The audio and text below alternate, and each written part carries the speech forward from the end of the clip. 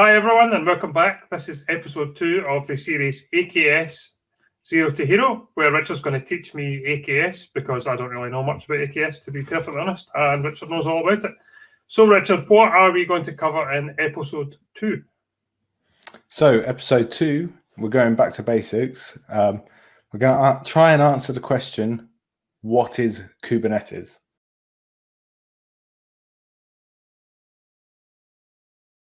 I like it. I like starting from scratch. Good. Cool. Okay, so I believe you have some slides, is that right? Yeah, so let me just bring those up. Let's have a look at the slides. Ah, cool. So, first slide, what is Kubernetes? The most important question when you're going to start a journey with Kubernetes is to actually understand what it is, because then you can answer the question, do I need Kubernetes? So let's go into the first slide, hopefully. There we go.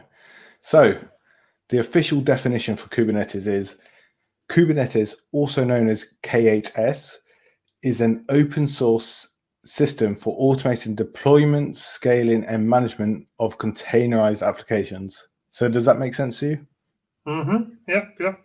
So it's called cool. K8S because of the 8 letters between K and S. Is that right? That's correct. Yeah. Someone's been doing their homework. That's awesome.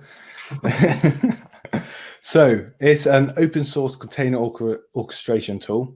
So that basically means it's open source. Everyone knows what open source software is, but if you don't, it's a bit of software that's developed in the open, so on Git repositories, so you can actually see the source code.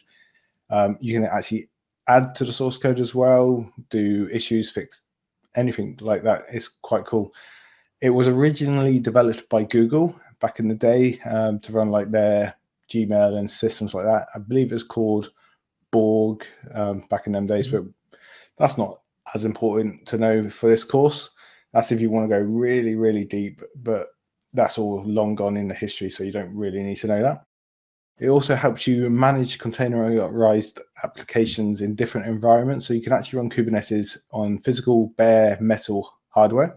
You can run it in virtual machines, so on your tin, but in your data centers or wherever, like on VMware, Hyper-V. But you can also actually run it in the cloud, and that's probably the best place to run Kubernetes because you get the power, the elasticity of the cloud to actually make Kubernetes its own. Cool. So we following so far, yeah? Mm-hmm. Yeah. Good. So another question that gets asked quite a lot is, why Kubernetes? So yes. Yeah. Now, the reason you would use Kubernetes is for its high availability, its scalability, and its ease of disaster recovery.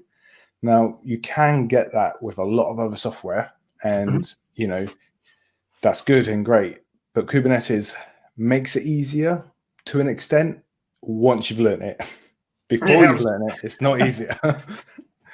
Like with Kubernetes, if I wanted to scale my application, say I have a web front end, and I wanted to scale that to, say, 4 servers back in the day, I'd need to go buy 4 physical boxes, get that all set up, install the operating system, everything.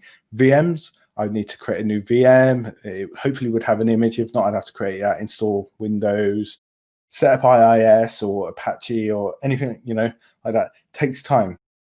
With Kubernetes, I just need to update one Kubernetes manifest file and say I want 4 of these containers running. Push that change to Kubernetes, and I've got 4. Okay, so quick, so easy. Just thinking out loud here, as I like to do.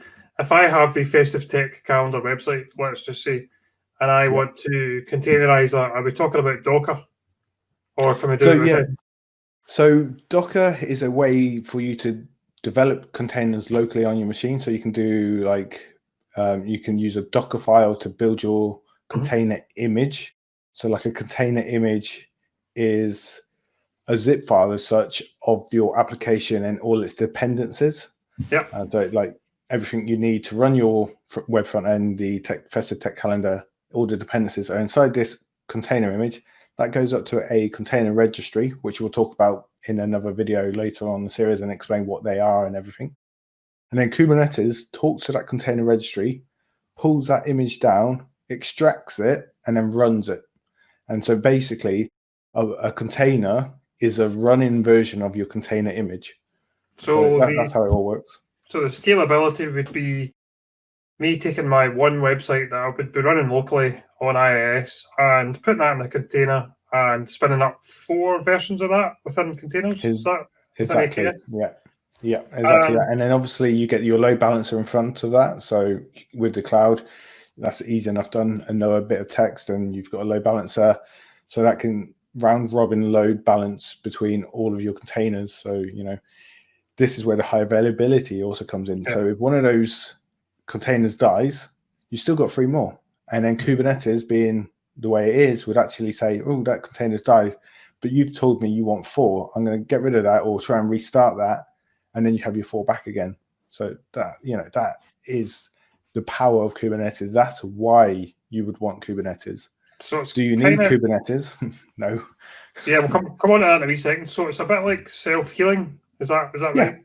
Yeah, okay. Exactly. As long as you get tell your application, your container, your manifest file that this is my health check and this is this, then it will go and check that. And if it fails, it will then restart the container image for you. Okay. What about disaster recovery? What sort of options do we have there?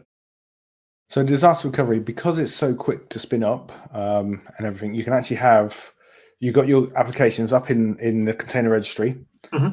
Say for some reason Azure West Europe dies, you could easily, using DevOps pipelines or even just using a few commands, spin up another cluster in North Europe Azure, and then you can use the same manifest files you had previously, which should be in your source code, and just redeploy your whole application within a couple of hours, maybe minutes, depending on how quick you've done it. Back in the day, hardware, I would have racks and racks in my data center. Now, if I needed to do DR on that, I'm either going to have to spend a lot of money to get more racks in another data center somewhere else and high, proper links between the 2 sites and everything to replicate data. With Kubernetes, you don't need that. And that's, for me, powerful. One last question before we go on to the next kind of slide. If I have, again, I'm thinking out loud here. If I have my container with my Festive Tech Calendar website in it, and we're talking about AKS here, can I run that anywhere? So could I run that on Azure with AKS, but I could also move the same container into AWS quite quickly? But is there much difference between, do I need to do a lot of work? If your container image utilizes any specific Azure stuff, like say Application Insights or Azure AD or something like that, or maybe Azure Storage, it's a bit tricky. But if you're not, and it's just a bog standard, simple app, you can move it anywhere. You can run it on-prem, AWS, DigitalOcean, pretty much anywhere that has AKS or Kubernetes, you can run it. Cool. So let's move on. Yeah, let's move on to the next slide. So the next one is all about the basic architecture of Kubernetes as a whole. So we have a few things. We have the master or control plane. So that's basically the sort of brain of Kubernetes in a way. It's where all your main resources run. It's usually a VM or it's a dedicated node, but in AKS, we don't actually have to deal with any of that. So that's off somewhere else. Microsoft handles all of that for us. But if you're running Kubernetes on your own, you have to look after the master control plane. And that's where very important pods and containers live. And the API that you actually communicate with when you're doing anything with Kubernetes lives on the master or the control plane. And that's what you talk with. Next up, we have the slaves or worker nodes. So this is like where you run your containers. So like if you had a Hyper-V VM, it would be part of your cluster as such. So you can have several nodes all working together and your containers get load balance over those nodes and it all works nicely. So that's nice and simple. Then you have the kubelet process, which runs on every node. It's like a node agent, they call it. And that's the agent that sort of deals with the running of the containers. So, it says it's like an API to talk to the container level sort of stuff. Okay. Next up, we have the controller manager. So that's like the captain of the ship in a way.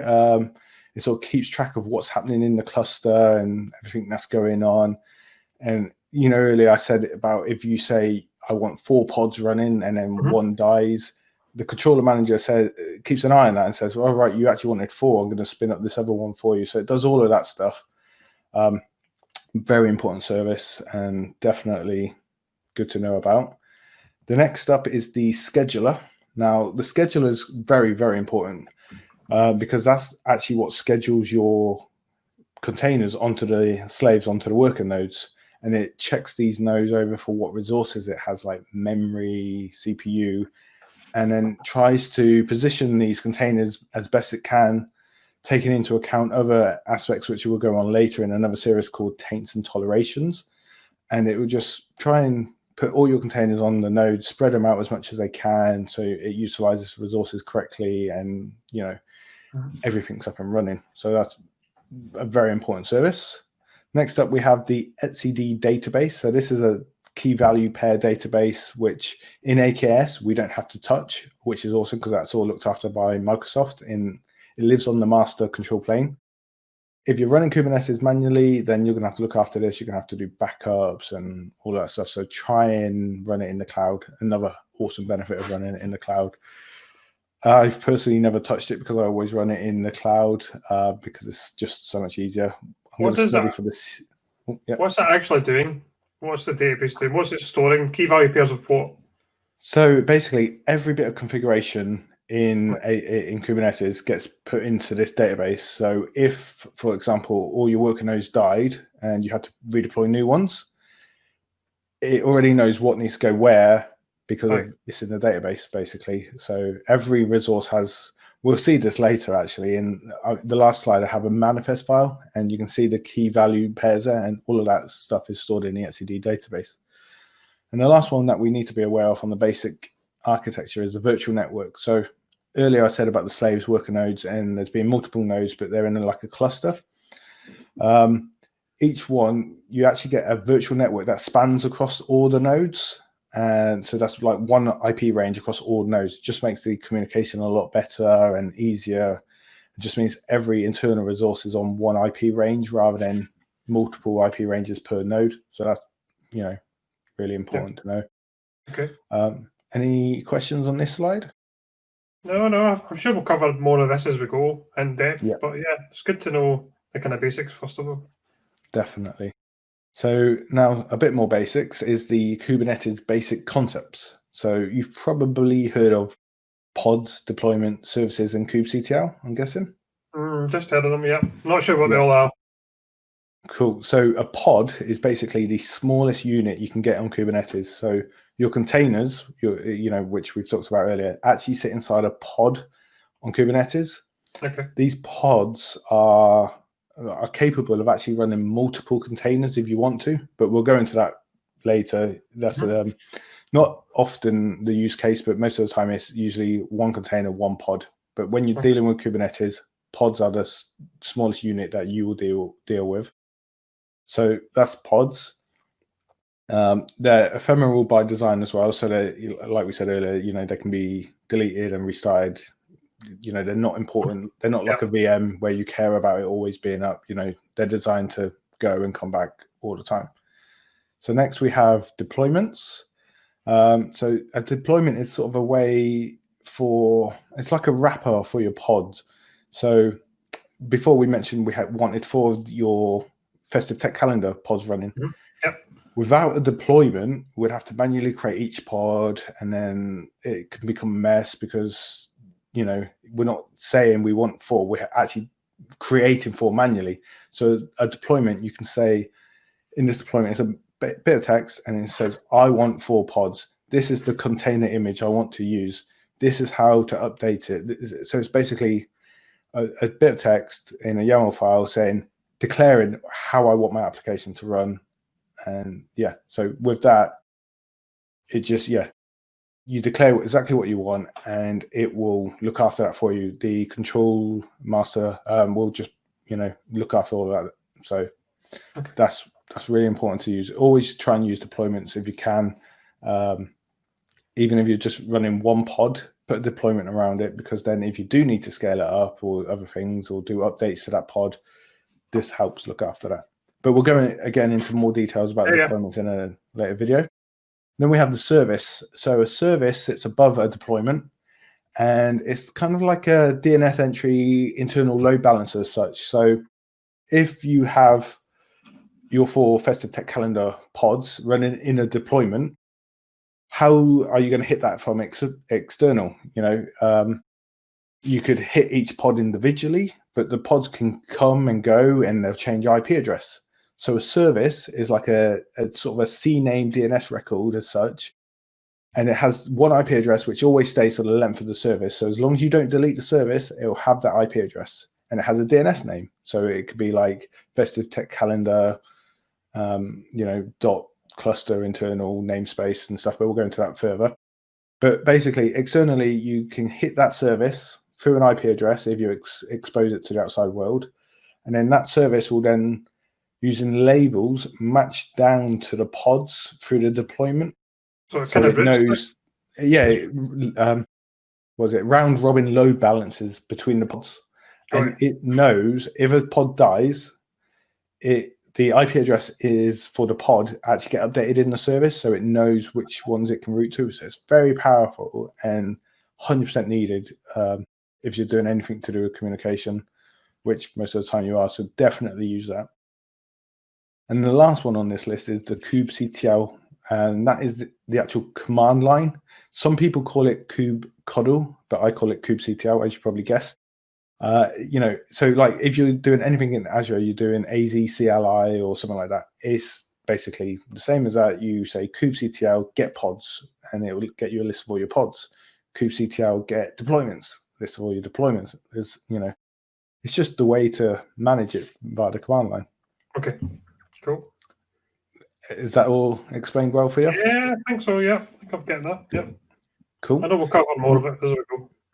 Yeah, definitely will. Hopefully it's not too overwhelming at the moment. Just remember, we will go into further details in another video. It's just to get the understanding of what Kubernetes is, why, and some basic concepts. Yeah. So the last slide, before we go to questions and feedback, is a quick overview of a manifest file. So how I kept talking about, we just put in a bit of text. That's what basically this is. So here you got your API versions. So just to backtrack a little bit, what is a manifest file for? So a manifest file is a bit of code, basically. It's a YAML file which tells Kubernetes exactly how you want your application to look on the cluster. Great. So it's all done through APIs, so everything communicates through APIs. You tell it a kind, so a kind is like what kind of resource it is. Is it a pod? Is it a deployment? Is it a service? So here we're saying it's a deployment. We give it a name, we give it some labels, we tell it how many replicas or how many copies of our container we want running. So here it would be like 1. Give it a bit more information. We can put CPU limits, resources on, ports, and everything like that. Then again, you can create the service here and see how these labels match up with the label selectors and stuff here. So we've got the label selector app hello world. That matches this label at the top here in the deployment app hello world. So that's how this service knows to use this deployment, because it uses labels to match. So they're very, very important. But again, we'll go into that further. So hopefully that's just a quick tease of a manifest file. I don't want to overwhelm anyone just yet, because it can get crazy. Because YAML, as you probably know, being a developer, you have to get everything in the right spaces. Otherwise, it can just all go wrong. Got a couple of nib questions that I jump out at me. Line 16, you've got beta.kubernetes.io. What's that all about? So line 16. So earlier, how I said it schedules the containers onto different nodes so your slaves or your worker nodes. Yeah. You can actually have Windows nodes and Linux nodes in AKS. And by having this node selector and then this key value underneath it, so this is the key, beta.kubernetes.io/OS. So it tells you it's about what OS the worker node is running, and it's saying Windows. So node selector means this pod will only run on a Windows node in your AKS cluster. that's basically what this bit of text is declaring to us. And just out of interest, can you run the same container on Windows and Linux at the same time? So you can run not the same container because the containers are built for the operating system, but you can in AKS you can have Windows nodes and Linux nodes at the same time. So in your AKS cluster, you can have both running, which is awesome. But yeah, it would be nice if you could just do one container for everything. But yeah, maybe one day we'll get there. So line 19, is that just your container image? So does that point to like a container registry? Yes, so this one's actually sitting up on Docker Hub, which is a container registry, and we'll go through those later on in another video. But I've just stored my container image up in Docker Hub. You can do it in Azure Container Registry as well. And it's just saying, this is my container, this is what I want you to use. And then Kubernetes will go off to that and pull it down, extract it, and then run it. Got it. So if I wanted 2 copies of this to run, I would just change line 8 to 2. Is that correct? Yep, okay. And then use the kubectl command line to apply this new manifest file, and it will go off and Kubernetes will say, right, you want 2, I'll give you 2. And if I had 2 copies of the container running, does it just share these resources that we have on lines kind of like 21 down? No, so those are per container, so or per pod. So, well, per container. So if you have 1 container per pod, it'll be per pod. But yeah, and then they are basically units of each node. So each node is split up between these. But we'll go into more details about requests and limits later, because they are very, very important, because without these it's very hard for your cluster to scale, and you could have a bad pod or bad container which actually can bring your whole cluster down, and you don't want that. So they're very important, and we'll do a whole dedicated video to them, I believe. Sounds good to me. I think the rest of it sounds okay. Cool. Yeah, seems okay. Yeah. Right. I guess we'll take a look at selectors and labels at a later date. Okay. Yep. Once we've actually built Kubernetes cluster and that, I think what we'll do, we'll have like a mixed node Kubernetes cluster with Windows and Linux, and we'll try deploying some pods without the node selector and see what happens. Because the best way to learn is by trying to fix something that's broken, in my opinion.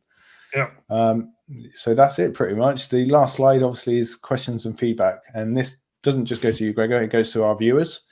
So if there's any questions or anything we haven't covered and you would like to know about, let us know via the comment section or via Twitter, or just email us, or any way you can reach out to us. We're always available. Just give us some feedback. Hopefully what we might do is create a Microsoft Forms so you can fill that in case you just want to give some feedback without giving your name. We haven't got there yet. This is still quite new to us, so hopefully that'll come soon. But yeah, it's been good. Hopefully everyone's learned something. Yeah, I've certainly learned a couple of things. What are we covering next? Have you got an idea of what we'll cover next? So next, I think what we should do is, now we covered what Kubernetes is, we should actually cover what AKS is. So, because it is slightly different to Kubernetes. So we'll go through that. We'll do a few slides. It might be quicker than this one. I'm not sure. It depends how deep we go. But yeah, it should be fun. Okay. Looking forward to it already. Cool. Yeah. Awesome. So everyone, thanks for watching and listening. Hopefully you have learned something. If you have, please give it a thumbs up. Don't forget to subscribe to our YouTube channel. And if you click the notification bell, you'll be alerted for the next release. Do you want to just put the wee banner across the bottom? Yes. Let's do that just before we finish up. Yeah, so the idea is we're going to take probably an ASP.NET website, stick it into GitHub, and make all this open source, and we'll fill it all in as we go and make the resources available to everyone. Yeah. You can watch me struggle and type and try and use Visual Studio Code and all that kind of good stuff and try and build all this as we go. So yeah. Cool. So on to episode 3 next. Looking forward to it. Should be good. Thanks again, everyone. Yeah. Cheers, everyone. Bye for now. Bye.